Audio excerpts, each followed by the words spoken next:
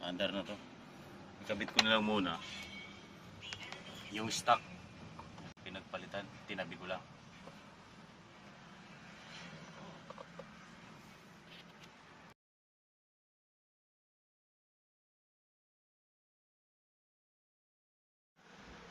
Ayan na. Naikasa ko na yung ating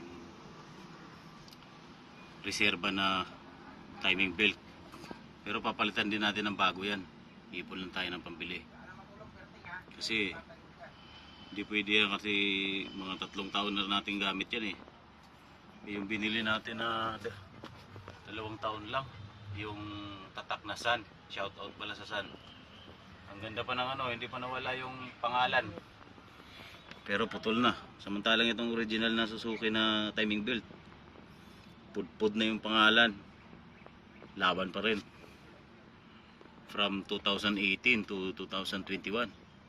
Tinabi ko lang yan para may reserba kung sakaling maputulan. Ayan na. So ititesting natin to kung ayan, nakasa ko na lahat. Ito pala yung ating tangke. Aroy, reservoir. Susuklan natin ito dito. Susok.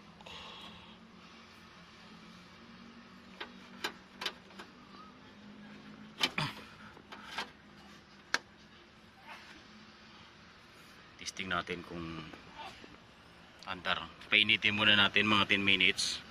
Tapos tsaka natin i-check yung base timing nya. 10 degree tayo, 10 degree. On yung susi. Start. Fire. Andar. 1 click lang. So painitin muna natin siya mga 10 minutes. Paandar natin 10 minutes. Tsaka natin i-check yung base timing doon sa ating distributor. 10 degree tayo ng apoy mga lods. Advance tayo, advance.